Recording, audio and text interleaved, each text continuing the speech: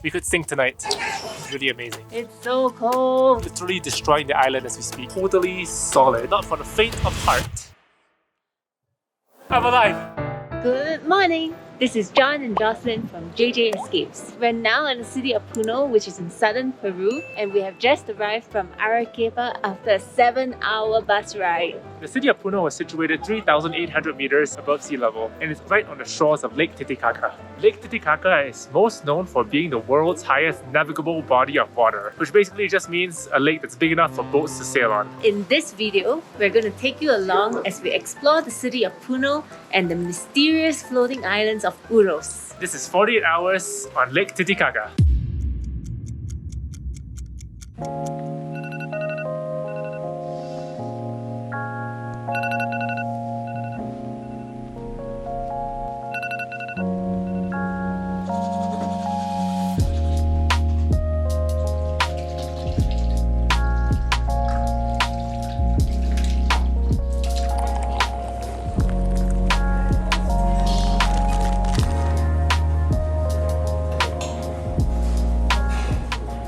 We arranged for a very special and unique experience today, and we're really excited to go. We're now just waiting for our cab and we'll be off.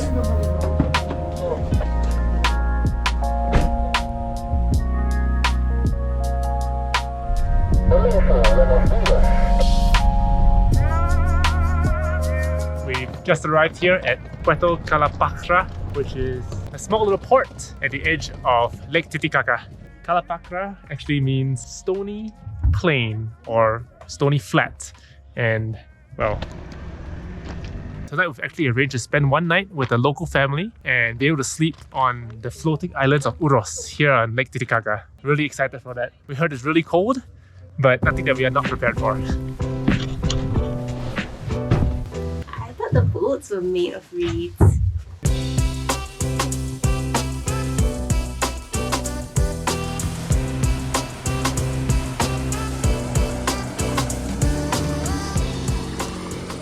First you go straight down the main alley, then here you make a left on 2nd Reed Avenue.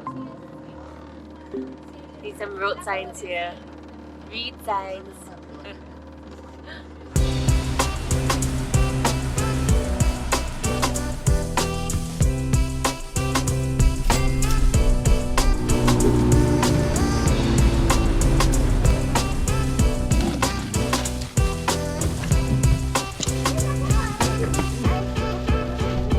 Just arrived on one of the Uros floating islands, and this is where we will be spending the night. The Uros Islands are literally floating because they're built out of these reeds that you can see all over the floor.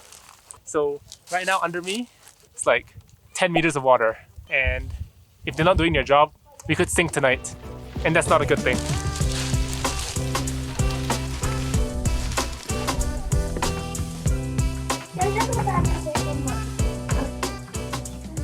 The youngest person showing me around the room. Over there, you can see that there are water tanks and solar panels. The solar panels are actually provided by the Peruvian government to make their lives better. And there's a lot of sun, so it makes sense. And this is our room. A nice balcony, the view of the lake. And over here, this is where we're sleeping tonight. Huge bed, looks comfortable, very nice view. And this is the toilet. Over here we have a composting toilet because there's no plumbing, and this is something that we're very familiar with from our time volunteering in the Amazon jungle. Check out our video on Marazonia over here, and it'll be linked in the description below. There's water and a shower, a very modern looking shower. Oh my god, it's like rain shower, jets coming out. I'm not sure if it's hot, but we'll test it later. Very spacious bathroom. This is where we'll be sleeping tonight. I think it'll be really cold, but we have sleeping bags, jackets, down jackets, and these blankets. And I'm very excited to be sleeping here. It's on the lake, such a unique experience. And apparently you can see very nice stars out here, like Milky Way and Orion's belt and stuff. I'm not sure what are the stars. Super nice. We're gonna head out for lunch soon, The lunch will be on another floating island with a restaurant.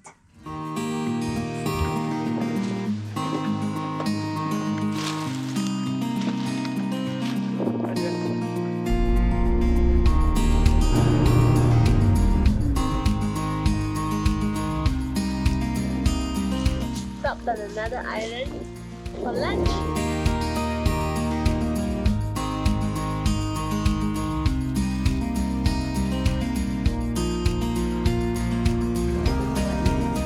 Alright, so we've stopped by this island for lunch. It's super touristy. You have to pay for everything. There was an option to get a passport stamp, but you got to pay 2 soles. So, being the cheapos that we are, we didn't do that. For lunch, I've ordered something interesting that we've not seen before. It's called pahere frito, but it's fried pahere, whatever that is. I think it's just a different kind of fish. The other option was trucha, which we've had countless times here in Peru, but we needed to try something different. So it's deep fried. Oh. Whoa. Yes. It's super deep fried. It's totally solid and smells a little bit more oily than the trucha. I'm just gonna give it a try directly first.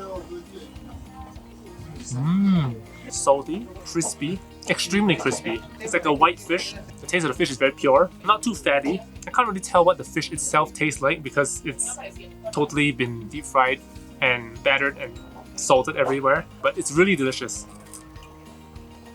The fins are edible when they're fried. Obviously, as a compliment, potatoes. No meals complete in Peru without potatoes because it's their national food. It's their national food after all.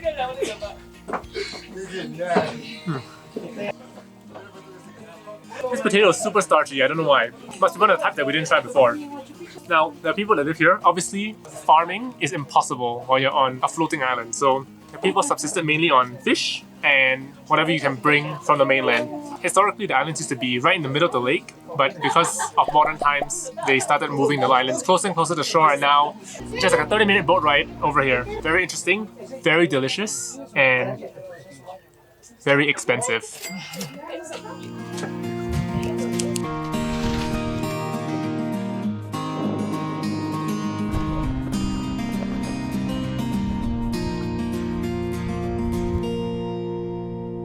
So the Uros Islands are actually named after the Uros people who are from a pre-Incan society. They were forced to take to the lake on these floating islands to escape persecution from the Incans as the Incans were expanding their empire. The islands are actually built by hand out of these reeds called totora reeds. Not Totoro reeds, but totora reeds. The reeds are quite abundant. You can see them growing everywhere behind me. And on the inside, not sure you can tell, but they're like hollow veins. Maybe I can break one apart to show you. Literally destroying the island as we speak. Yeah, so hollow on the inside with little channels for holes, and that's why they float. The reeds are so useful that the Uros people literally built everything out of it. Whether it's the islands, the houses, the walls, the roofs, you even see sculptures, and they even built boats out of it. Some of the islands are actually so big that they have solar panels, schools, churches, and even a radio station. Really amazing. As the reeds dry, they become brown. After a while, they have to lay an entire new layer to prevent the island from sinking. I dipped my camera underneath the water earlier, and it looks like the island's at least like, what, 2-3 meters in thickness, and that's why they can support everything here, and that's why we're not sinking. You're sinking a bit. Oh yeah, and if you're seasick, make sure you bring seasickness pills because the whole island like shakes a little bit as you're standing here. When the big boats pass, you can definitely feel it. So yeah, not for the faint of heart.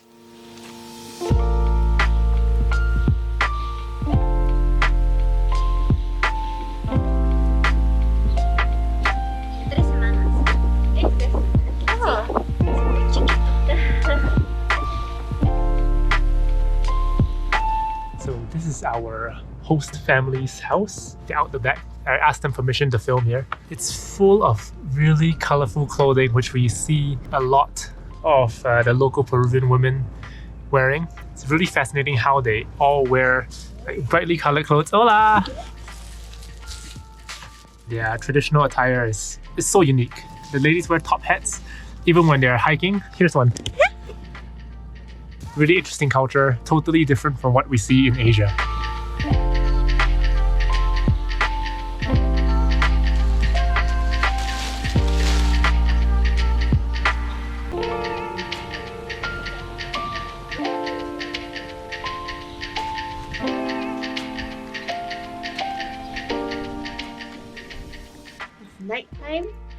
And we're going for dinner.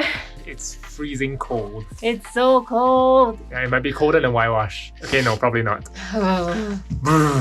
Okay, let's go.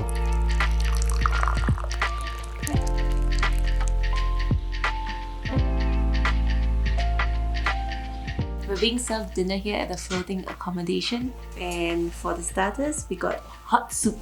Anything hot now is good. So it's quick bake. It's a hot potato soup. Salty, delicious. Like I said, anything warm now is really good.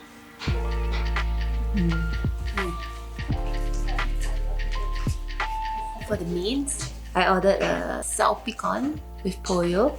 And salpicon is something like a salad, like a mixed salad. This one is chicken, long beans, small potato, carrots, and comes with a pyramid of rice. Give this chicken a try. Tastes like chicken with carrots. But the fried potato gives it like a very nice crunch. Delicious. We're gonna finish our dinner, maybe do some stargazing, and then go to sleep. See you tomorrow.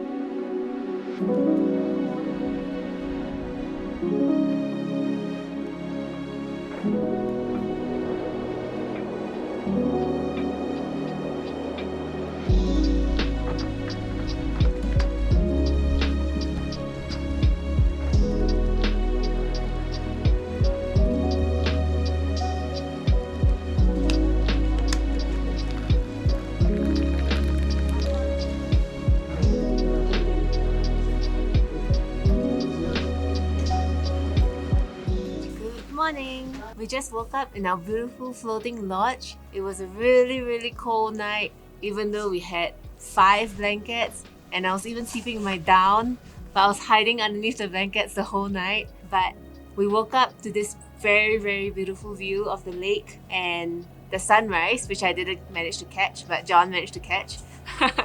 The sun is great, it's warming me up. The lake is still very peaceful. There's some movement over there, but generally the lake is very peaceful, beautiful, it's amazing. You should definitely come here. Most people that come to Lake Titicaca on the tour usually just visit these floating islands by boat, and then they will probably step off the islands to visit the shop and to buy some souvenirs to see their way of life. And they will sleep overnight on Amantani Island, so they don't actually get to sleep overnight on the floating islands. There are a lot of accommodation options on Uros Island. You just have to search it on any like booking.com website or whatever, and you can find many options. So the good thing is that the money goes to the residents of the Uros Islands instead of mainly going to the tour companies, so you are directly helping the community.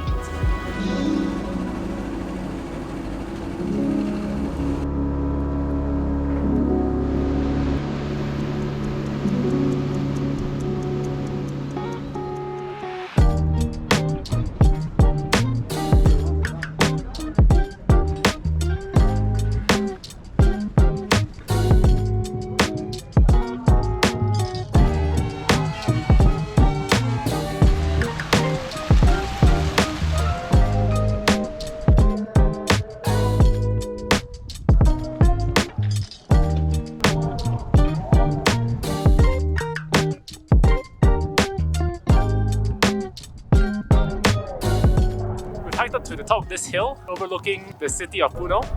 So in Cusco, at the top of the hill, they have a statue of Jesus. But in Puno, they have a statue of Manco Capac, or Manco Inca, who legends say was the original founder of the Incan Empire. So much more historical. And over there is Lake Titicaca. Is that where he's pointing to? Yeah.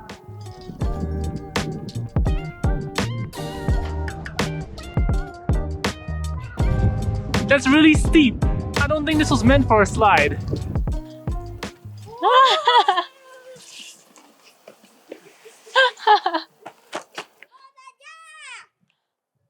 I'm alive. That is really dangerous. Definitely don't do that if you're not a kid. Way too steep, way too slippery, and way too fast. I'm lucky I didn't break anything. The boots saved my life. What boots are those?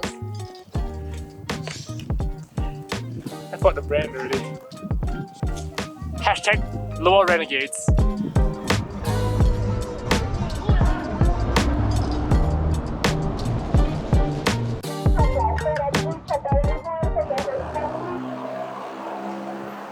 We're now at the base of another one of the miradors. This one's called Mirador Kunturwasi, and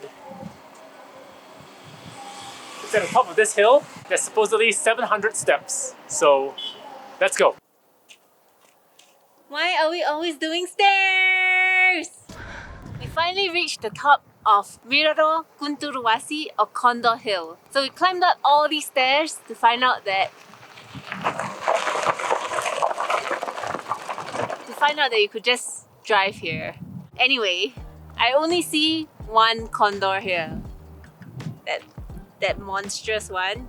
Some of the reviews said that it was pretty hard to climb up this hill given the altitude. We are currently standing at 4,000 meters above sea level, but it was okay for us because we just did the Inca Trail and all our hikes in Huaraz. This is one of the main things to do here in Puno. We just did the other Mirador Mangka Chapak. If you had to do one Mirador, this one is nicer, it's higher, you get a better view of the city and the lake. Very nice, and a good way to start getting acclimatized to Puno's altitude. The official website says that there are 700 steps up, but it seems much less than that. We're gonna count it on the way down. We have counted the steps and it's official that it is not 700 steps, but instead 661 steps as counted by John and Jocelyn.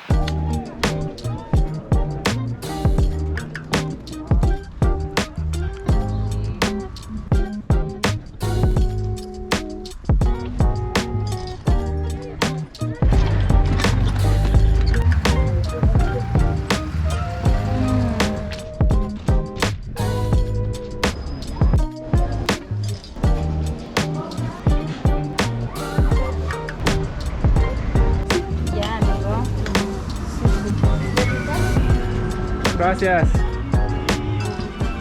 We are now at Mercado Bellavista, which is a very, very local market. The interesting thing about this market is that everything is blue. All of the storefronts have these blue doors that cover it. You can't miss it when you're here. It's a super local place. I don't see any tourists here. But the thing that attracted us here was this. And this is Chicharron underneath. Deep fried pork.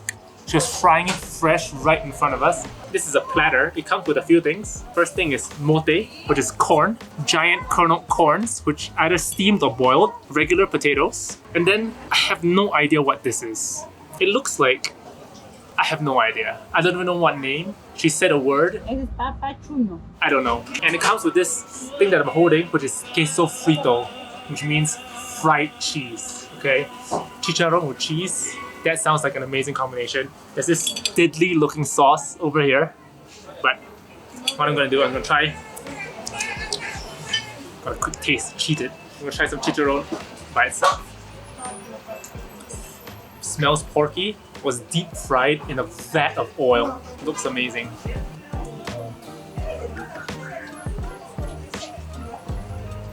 Wow. Alright. It's salty. I'm gonna taste it with some corn. Oh, salty, porky, juicy. Not the most tender, but they fry the skin and the fat together. Oh, what an incredible combination. Taste that with some potatoes as well. Now I'm gonna try some cheese. It looks a bit like a roti prata. We thought it was chicharron with roti prata, but it's cheese. Oh, it's like thinly fried halloumi. It doesn't melt. The cheese is delicious. It's not really funky. It's just a little bit salty and cheesy. And the last thing on the plate is this weird potato. It was broken apart when she gave it to me, but it's black and translucent on the inside. Has a bit of a funky smell. It smells like potato that's been fermented. I'm not sure. I'm gonna give it a try. It doesn't have the texture of potato at all. It's like slightly crunchy, very light, not starchy at all. Not much taste by itself, just salty. And a really great texture actually. I think this will go really well with the chicharron. Last thing. I'm gonna put some salsa on the chicharron. We're gonna do an everything bite. First, chicharron. Oh. Mote. Potato. Fermented potato. And finally, some cheese. This is an amazing combination. There are a lot of stalls along this road that's selling this. Just pick any of them. They all look amazing. Super local place. Definitely come here when you're in Puno if you have time. Puno is not just about Uros and Lake Titicaca. It has so much more to offer in the town itself. Okay, so ask the lady what this is. In Spanish, it's called chuño papas secas. After some research, this is very famous dried potatoes. So what they do is first they boil it and then they dry it in the very cold, dry air of the high mountains here, and it's able to last 6 months to 1 year underground. It's one of the ways that the ancient Incans preserved potatoes after the harvest season and allow them to maintain it to the drought. Pretty amazing and very delicious. I don't know why we haven't tried it in the rest of Peru. Very good. Gracias. Gracias, muchas gracias. Thank you for watching our video. If you enjoyed our content and would like to see us stay at other interesting accommodation like this one, please remember to like and subscribe. And if you have any comments, we'd love to hear from you in the comment box below. See you in the next video.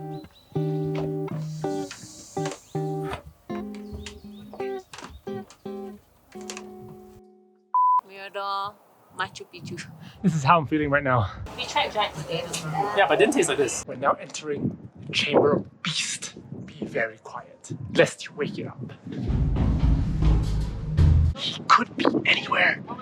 Oh my god, it's right above us! 0.6. It's just sculpture.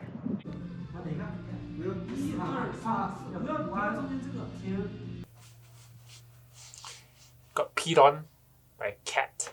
The cat clearly wanted me to take him home because he marked me as his territory.